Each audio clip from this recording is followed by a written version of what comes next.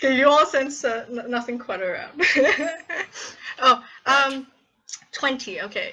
Jules, you start to hear maybe the faintest little chatter of actual talk, but you're not quite sure the language. You're not quite sure what they're saying.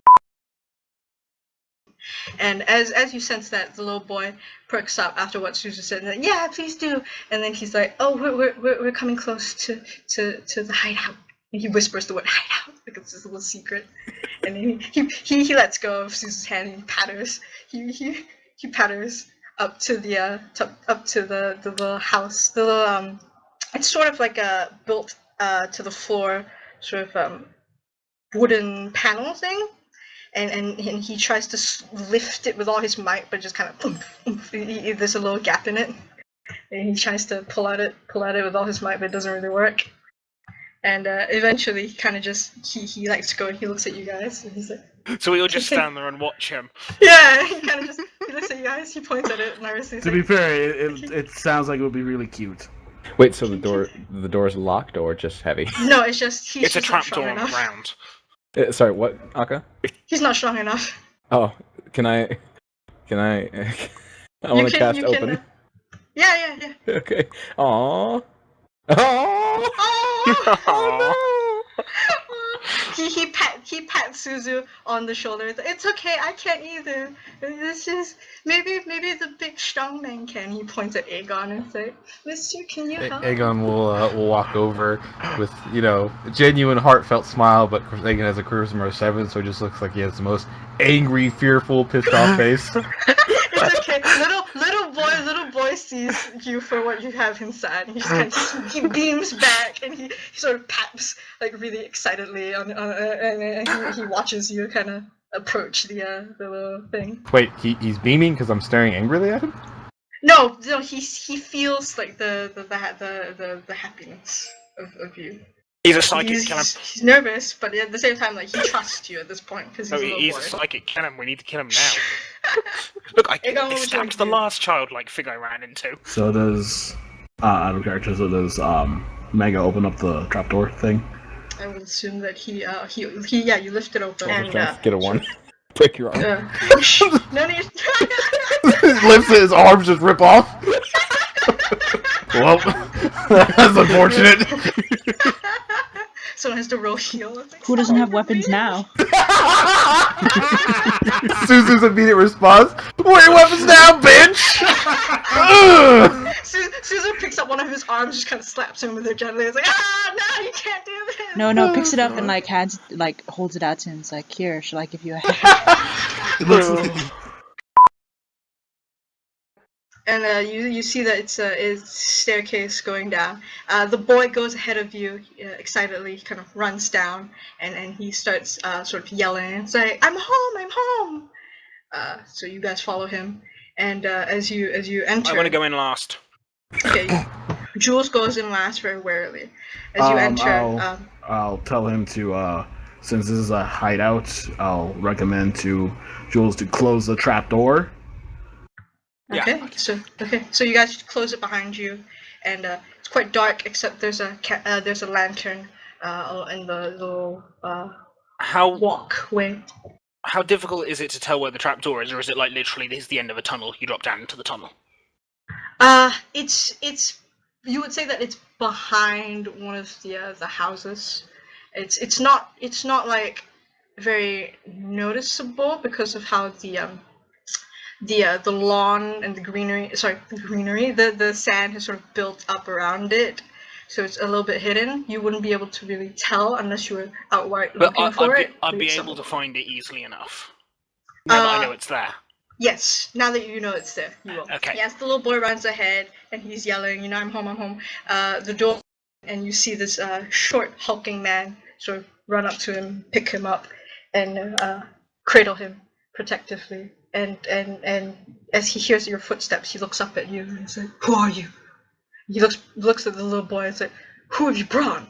The little boy's like, "Adventurous, Uncle, they're here to help." He points at you with this giant smile on his face. Go ahead. Sweaty, sparkly glory. She's a short, stocky man with like a mustache. You can tell he's human by his demeanor. He's bronzed as well because of the And sun. before Aegon mistakes him for a dwarven female. Aegon tries to woo him. He accepts. He's like, oh, Aegon. Oh, he just knows his name. Oh, Aegon, my love. They get to know each other. It's like, oh, Aegon. Real fast.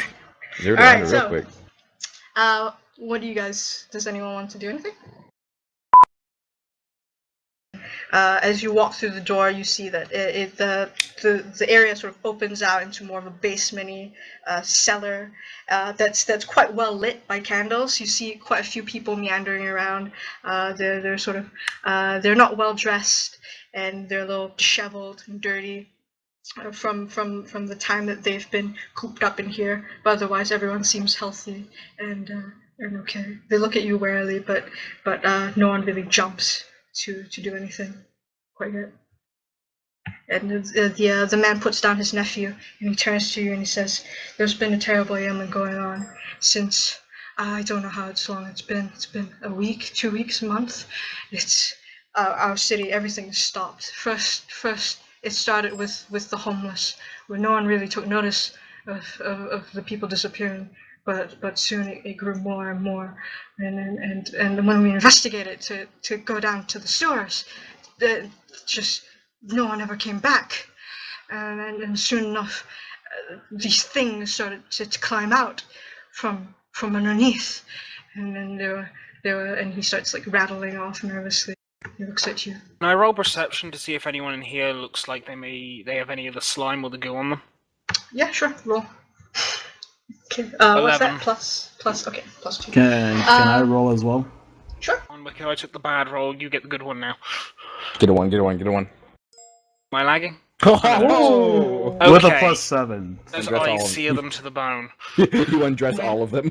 With your Damn. mind. So, Jules, first you look around, you kind of see nothing. You sort of see the people looking back at you nervously. As your eyes make contact with all the people, they kind of look away, scared of you.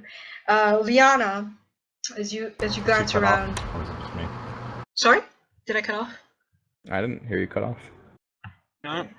No, I'll repeat. But I'll repeat anyway. So basically, Jules looks around, and you don't really notice anything. Liana as well. You don't. You look around and you see User in your the channel way. timed out. Oh, Your channel. okay. Hey, Welcome back, Shock. Fuck. You okay? It's okay. It's okay. So you look around and you see that no one's really. They look haggard and look tired, and they look just so exhausted and afraid. But otherwise, there's no visible trace of goo upon them. Sorry, what were you going to say? Saying that there isn't any Well, that signs of the wasn't that affliction. Kira's? No, Sorry? she said both, I think. We both noticed there wasn't anything, correct, Stape? Yes. Yeah. You Okay, notice so this. so I'll give a somewhat relief sigh and sheath my cutlass, and Okay. and to show that I'm not trying to like intimidate or hurt anybody, and just kind of nod to the others, saying that it is okay at the moment. Okay.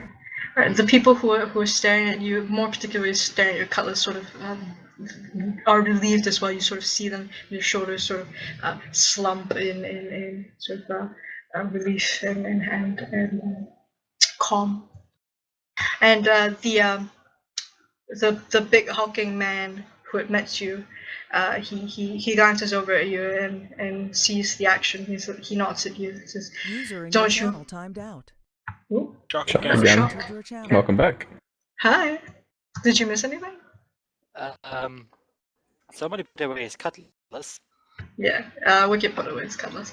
And so the big burly short human dude who met you with his mustache, he looks at Liana and he nods and says, "Don't you worry. Anyone who's afflicted, we make sure to get rid of them. This is Oh. a safe haven." I'll And nod to unfortunately- him. I'll nod to him and tip my hat, seeing as I just killed one of them. Yeah. And you sort of see him sort of be more haggard and sort of sunken as he admits that he had to that they had to do that to the people, their own families even sometimes. Milady. Hilaria. This started with the homeless, you said. He looks haggard and he nods. Yes, the people who we hadn't noticed at first until it got worse and worse, I think. That is standard disease pattern, but that also could have been someone deliberately building up their forces, since this seems to convert humans in those things. Targeting people who wouldn't be Missed noticed if and they built them up. Maybe had some manner of control over them, brought them down into the sewer and built up a force until he could take out the city. Laniel then looks mildly sheepish as he realizes that they're discussing this in front of the survivors about the potential of citizens of their city being taken to be used as soldiers. Yeah, they look very shaken, very worried. And, How extensive is the sewer network? the burly man, he clears his throat and he kind of and he looks around. He looks around for people and he calls out to one of the other older men and says, "Do we have a map? Get them the map." And he turns back to you and he says, the sewers, our city isn't very big. The sewers they managed to take what we release, but I wouldn't say that they're big. However, you definitely can get lost in them. We'll give you a map, and hopefully, we'll show you where we first saw the sewers rise up from the bottom. Out of character here, is gasoline in that common? Gasoline is. You wouldn't find it here. I don't. You wouldn't. I'm like, my character's fort train is here. Can I get enough combustible stuff to just burn the sewers out without actually having to go down there? The sewers are larger. Or they're definitely too big for you to burn. I'm gonna need a lot of alchemical weapons. Got it. Okay, Hey, but firstly, Mega, give me a second. Mega, Aegon looks around, sensing motive.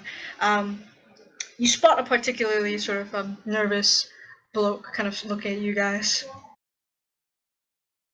What is he? Does he appear to be injured? Preparing something?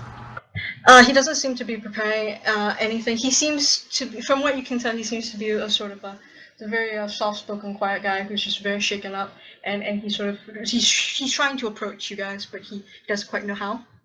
Aegon will just kind of. I crashed again. Aegon will wave him over to where all the other characters are standing.